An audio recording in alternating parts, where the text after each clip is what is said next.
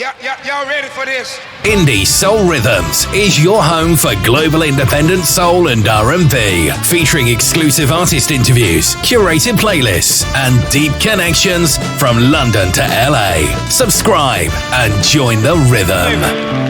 All I can say is gee whiz. Well, hey everybody, welcome to Indie Soul Rhythms. I'm Moochie Alfonso, and today I'm joined by gospel and urban soul artist Eldrick Rodgers.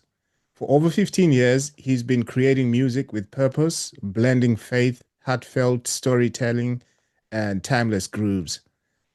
Welcome to Indie Soul Rhythms. Thank you, man. Thank you for the invitation. I'm so happy to be here. Thank you. No, we're honored to have you. So we're going to get right into the interview and just get to know a bit more about yourself. You've been creating music for over 15 years. Yeah. How has your journey as a songwriter and artist evolved since the first big break at age 19? It's the journey has been long and it has been interesting. Since the age of 19, I've gained a great deal of knowledge that I did not have at the age of 19. And so I applied myself in so many different ways and seeking after the best ways to create music and to be a creative.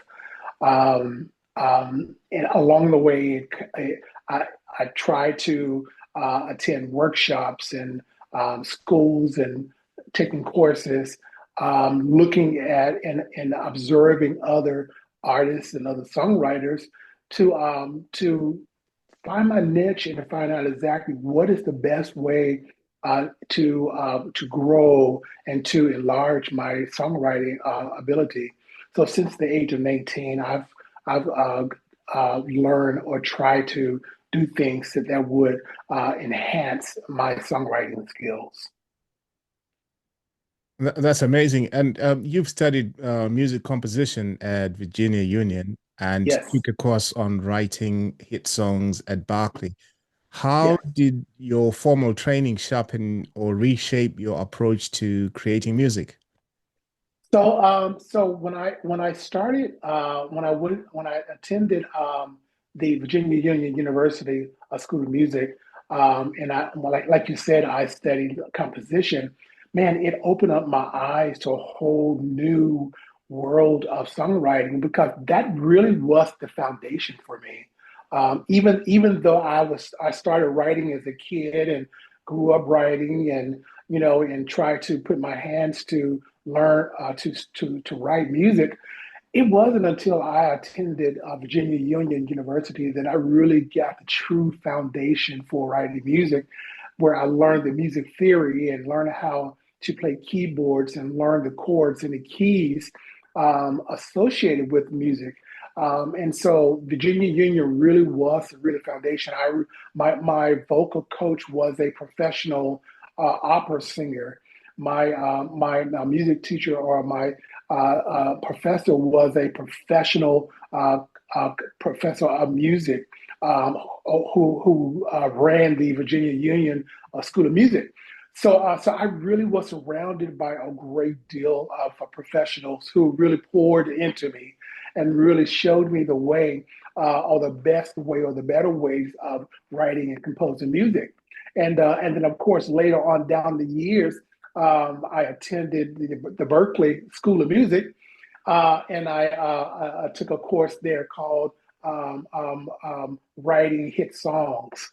And man, that was another eye opener there. Taking that course at Berklee School of Music, there was so much that I learned from that course.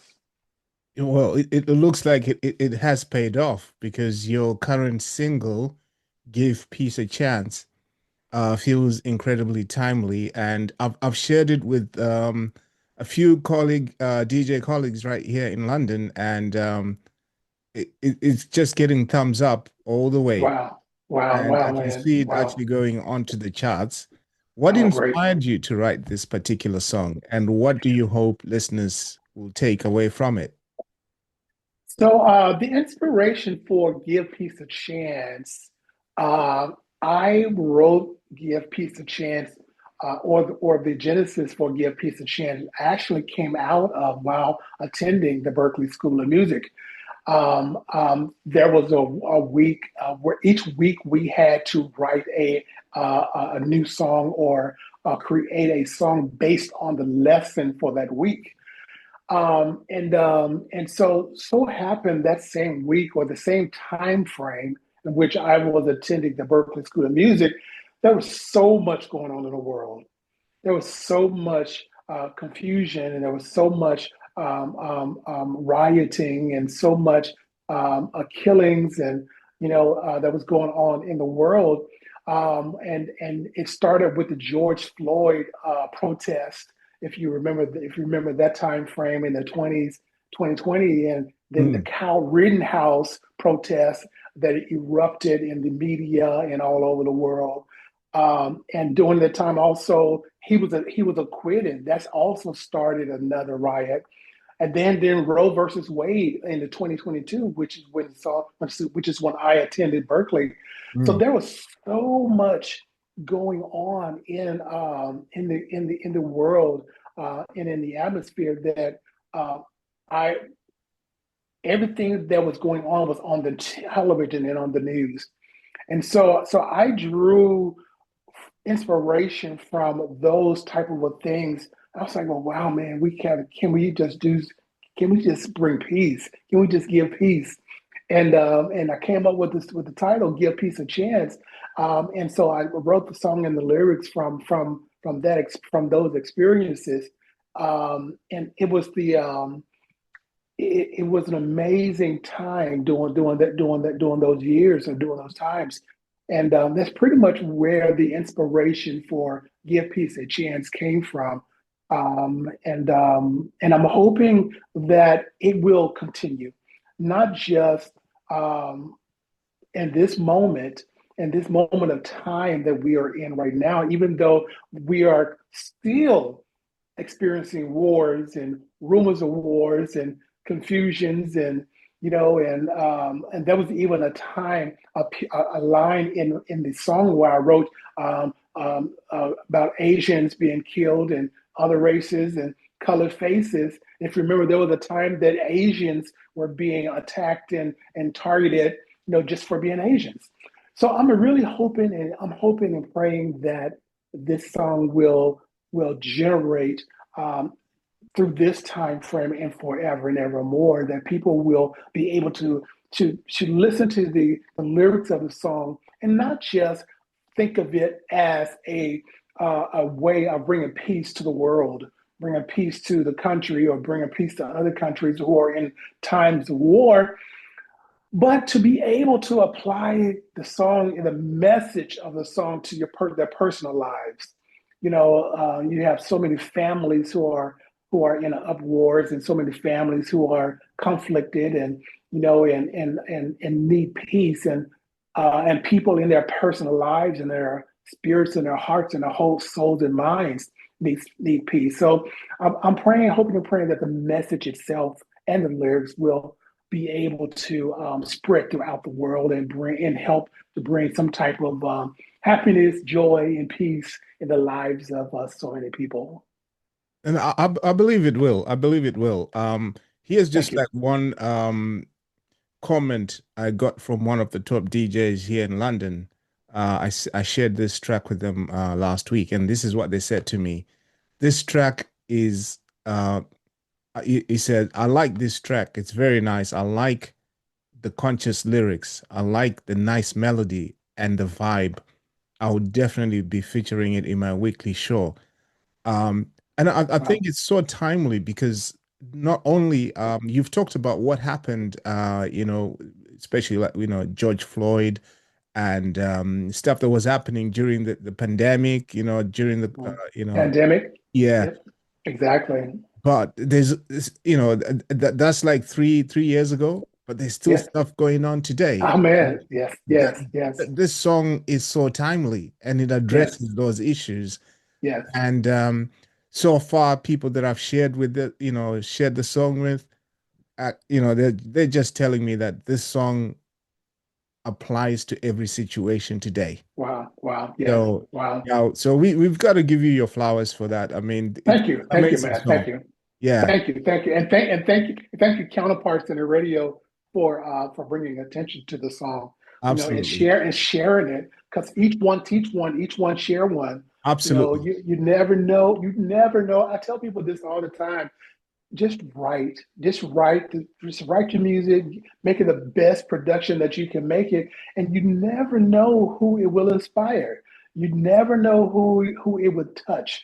You never know who it would help. So it's just like when a preacher preaches a message. God gives him a message. Only thing he has to do is be obedient and preach the word, preach the sermon, Yeah, give to the people what God gave him, and whoever it's meant to touch, it will touch. Whoever it's meant to help, it will help. You know, and we just gotta just be able to just be able to be open to be used by God to do whatever He has called us to do. absolutely. Absolutely. Yeah. You've been both an artist and educator. What has Yes. teaching the business of music taught you about your own career and the next generation of artists? So teaching the business of music really generates from my own personal struggles in coming up as an independent artist, in dealing with people who are not as honest, and people who are out for themselves, people who see good talent or good music and want to try to use that for their own benefit or for their own personal gain. And so I had to learn how to and learn and study how to really operate in this world of the music business. And so I've had to learn how to do my own copyrights, and I had to learn how to request or insist on music contracts, music agreements with producers and other collaborating songwriters. You know, and I had to learn for myself the importance of my music publishing, and not just the composition of my original music, but any music that was recorded by others of mine that I wrote. I had to learn the importance of the publishing side of the business. So many people are creative. They're awesome creators, beautiful creators, wonderful creators, gifted creators, but too many of us don't know the business side, how to get your royalties, how to register with the BMIs and the ASCAPs to get your royalties, how to register with the MLCs, and not just register with these organizations, but understand them, understand the importance of them, and how knowing those things will help you to keep hold of those things, and to be a good steward of those things that God has given you, which is your music, or which is your songs. So I enjoy teaching that. I enjoy sharing that with other people. I enjoy letting other songwriters know that, hey, ah, you got to get on your game. You've got to get your understanding. You have to be able to realize and recognize that, hey, it's more than just singing. It's more than just writing a song, but it's also about your legacy. It's also important that you protect your legacy and your future of your music. If you have kids, grandkids, you want to make sure that those things are passed down through the years, and so that everyone can benefit from what God has given you to do. Absolutely. I hear the theme of generational wealth here, Yes, yes, yeah. Uh, yes, yes. Absolutely amazing. You've worked, you talked about, protecting your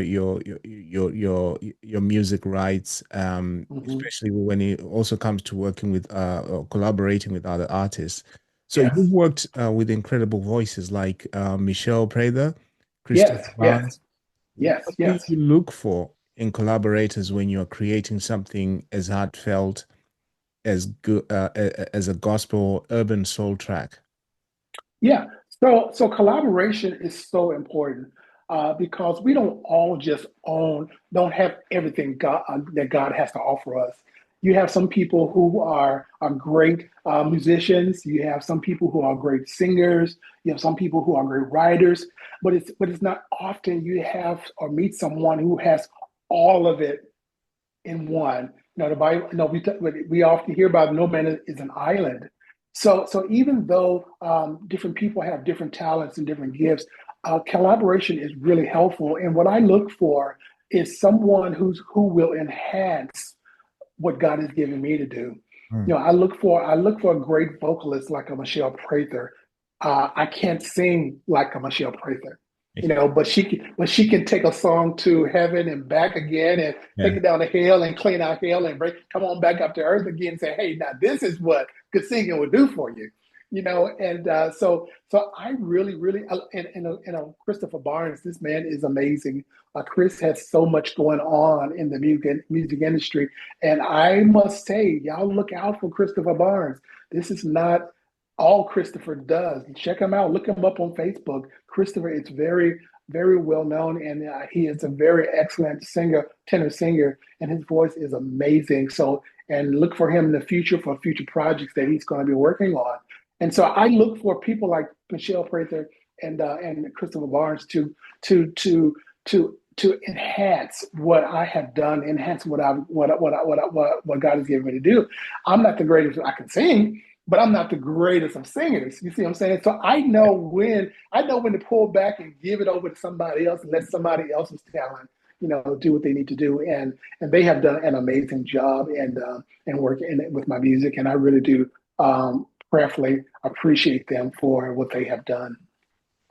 That's amazing. Yeah, I would definitely do some, some digging and look out for Chris Barnes and see Yes. what's out there. So, you've often blended gospel roots with contemporary urban elements. How do you strike the balance between traditional and innovation in your sound? Oh wow! So I am definitely truly a traditionalist.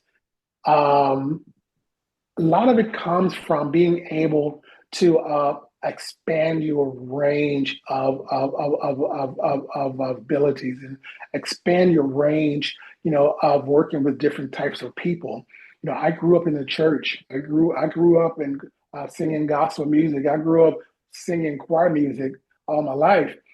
But to be able to cross over or to be able to move over into other areas of music, you have to be open and willing to work with other people, work with producers who have a much broader, experience with taking your music and making it grand and making it better, or changing or rearranging some things around just to make your music more appealing to the public and more appealing to the community and making it more commercialized.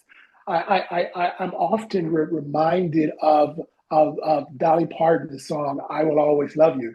All right, if any of you remember her version of Hmm. "I Will Always Love You," she did a great job in writing and singing and performing her version of "I Will Always Love You."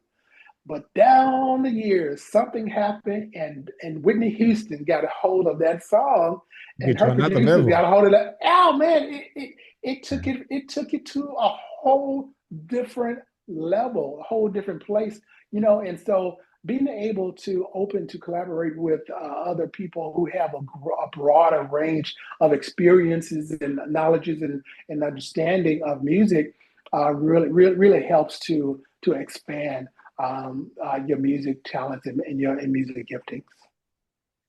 No, yeah, absolutely. And Yeah. I'm not a great fan of people doing cover versions because Yes. sometimes people Yeah. don't do justice.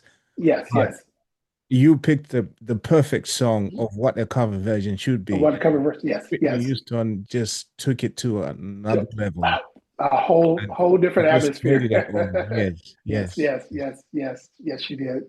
So in terms of your legacy, I mean, obviously you have your legacy in mind. Yes. What kind of impact do you hope to leave on gospel and urban music scenes in the long run?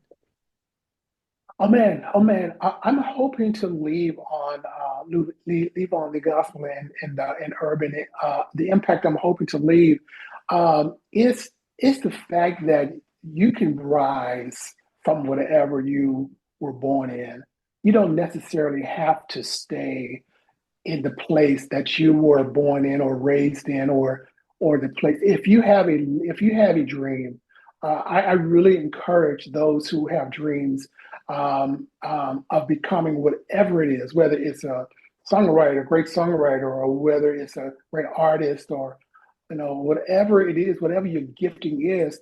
So I'm hoping that my rise and people will follow my rise of what I started as a kid, laying in my bed as a little boy, trying to uh, uh, understand music that's coming in my dreams. I'm sleeping in my dreams. I'm getting music, and don't understand what is all of this melodious stuff that's going on in my head while I'm dreaming, and then literally growing up and learning more and more and more. So I'm hoping that people will understand my legacy and understand my journey from a kid up until my rightful, I'm not gonna say my rightful age of 57 right now. But I'm hoping people can take the story. I'm hoping that young people will be able to take the story, and understand that, hey, nothing comes overnight. It takes hard work. It takes compassion. It takes persistence. No, Mm. it takes passion. To become someone great, or to become someone, to become a type of a person who makes an impact. My goal is to make an impact. My goal is to inspire. I know if anyone who's professional in doing music and writing and recording and as an artist, there's not a lot of money in music, and there's a lot because especially in the days of streaming nowadays, and people are no longer downloading and buying and purchasing music anymore. Yeah. So what I do is, what a lot of artists do, they do it for the inspiration side, to inspire, to uplift, which is what Give Peace a Chance is, to inspire and to uplift. So I'm hoping that people will be able to, be inspired and be uplifted by whatever music I put out, whether it's a gospel tune or whether it's a R&B urban tune, whatever God gives me to share. I'm hoping that it will be able to inspire people today and forevermore. Oh, that's amazing. And that takes us nicely into our lighthearted and fun questions. So Okay. if you were to go back and give 19-year-old Eldrick one piece of advice, what would it be? Oh man, if I could go back and talk to the 19-year-old Eldrick, I would tell Eldrick, hey, the sadness that you are experiencing, the depression that you are experiencing, the hopelessness that you are experiencing, the losslessness that you're feeling, that it will get better. Oh my God, it will. You just hang in there. It will get better. Don't give up. Don't give in. Keep. I would tell him to keep pushing, keep practicing, write those small, insignificant songs, write those small, insignificant music, put them on some piece of paper and grow from it. I would tell him that, hey, life will get better for you. You will understand by and by what God has for you and what God has for you to do in this world, and to not give up, and to just keep pushing, and don't be so serious. I would tell a 19-year-old, don't be so serious. Don't be so sad. Cheer up because it's going to get better. That's great advice. Yeah. Um, and who's an artist, past or present, you would love to do a surprise duet with? Gospel? Oh, oh man, if I could work with Donnie McClurkin, dude, that would be so amazing. I have always been a great fan, excuse me, a great fan of Donnie McClurkin, for his music, his timeless music, and for his talents, and for his journey. Donnie McClurkin has endured a great deal of life situations Yeah. that I can relate to, and his journey. People see all the glory all the time, and but people don't really know the story behind that person and what that person has had to endure Absolutely. um, from a child. He tells the story from the things he endured, as a child growing Yeah. up, and it's made him to be the strong, powerful artist that he is today. So if I could do anything, I would love to write a song. Man, I could. Back in the day, I used to sing like Donnie McClurkin. I had the voice and the range like Donnie McClurkin, and I used to always pretend when I sang, "Hey, I'm Donnie. Hey, you hear me? You hear me now?" Yeah. Just teasing, just teasing. But no, it would be Donnie McClurkin. I would love to work with him or write an awesome worship song for Donnie McClurkin. Yeah. I totally agree. He's got a powerful testimony. I remember Yes, he came to London back in the 90s. Yeah, yeah, I think it was he's always 90, in London. yeah, 98. And he shared his Yep, testimony. yeah, And his music had a total different impact on me after I yes, heard his testimony. So yeah, yeah, I agree. yeah, Yeah. yes, yeah, yeah. So morning person or night owl? Ah, I am a night owl, dude. I will stay up all night watching TV and binging on my favorite shows, and eating my popcorn and Kool-Aid, drinking my Kool-Aid, and I will stay up all night and be up bright eyes and bushy tails early in the morning. So I'm not a morning person, but I'm definitely a night owl for sure. First instrument you learned to play. Man, first instrument I learned to play was my keyboard, dude. My keyboard was my first instrument. I can remember when I was a kid, my mom bought a piano, and I pecked on it and I pecked on it, but it wasn't until I attended school at Virginia Union University, where I told you I received all of this phenomenal music experience, where I learned the art of keyboarding and learned the playing the chords and playing the keys and understanding the keys, and so keyboard was the first instrument I played. Even though I did play flute when I was in high school, but the first instrument was definitely a keyboard or a piano. And I'm not the best of keyboardists. I played, hey, just being honest, I've been transparent. I play enough to write my music and to understand the chords and transition within the songs that I write. And so what I do is I take my basic understanding and knowledge of keyboarding, and I give it over to the professionals, who knows how to sit in, and generate a whole orchestra type of music and put all those different parts to it. But keyboarding or piano was my first instrument that I learned to play. Yeah, amazing. And what's the one word your friends would use to describe you? Oh man, my friends will probably try to describe me um, um, as a giver and a supporter. I'm always keen to open up my hand, and share what I have or share what God has given me. I really truly believe that give and it shall be given unto you. Good measures, pressed down, shaken together, will men get into your bosom. Yep. I believe that. I have lived that. I believe in sharing and giving, even when I'm struggling sometimes or when I don't have enough sometimes. I believe in supporting my mom, who's in her elder years. I believe in sharing my gifts and my talents. I believe in sharing a song, collaborating with another artist, another songwriter, and sharing my song or whatever. Sharing. No, so my friends and family will say, "Hey, that's the most giving person that you will ever meet, and the most caring person," and that's who people will probably say. My friends will probably say I Wow. And am. finally, if you could finish this sentence, music is my. Music is my passion.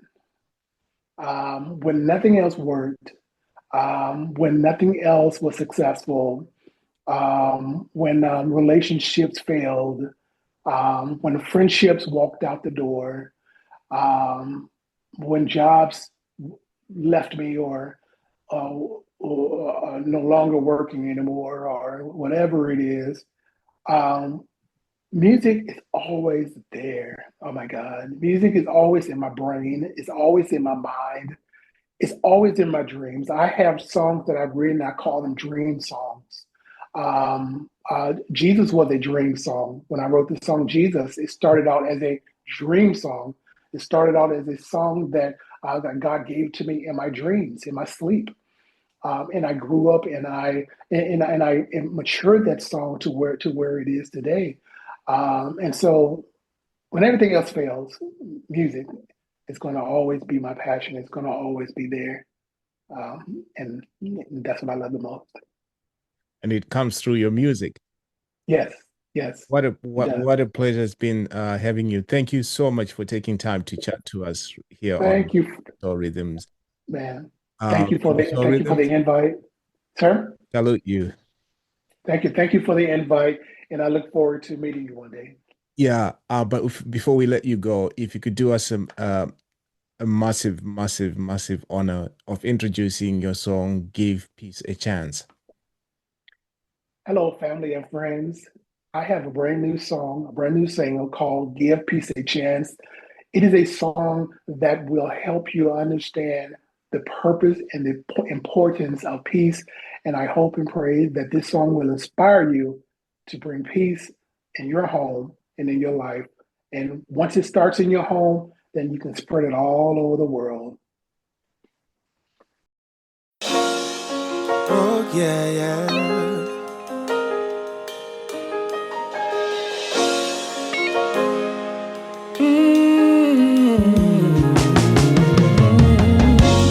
Yeah, yeah. Father, help us.